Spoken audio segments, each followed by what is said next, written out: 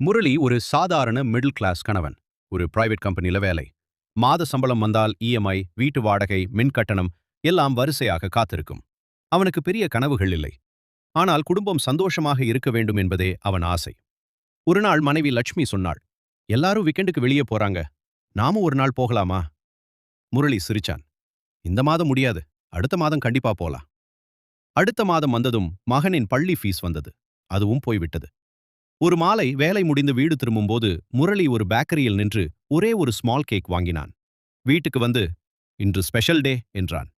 லட்சுமி குழப்பமாக கேட்டாள், என்ன ஸ்பெஷல்? முரளி மெதுவாக சொன்னான், நான் வேலைக்கு சேர்ந்ததுக்கு இன்று 10 வருடம். இந்த 10 வருடம் நீயும் என்னோட கஷ்டத்தை ஷேர் பண்ணியதுக்கு தேங்க்ஸ். லட்சுமியின் கண்களில் கண்ணீர் வந்தது.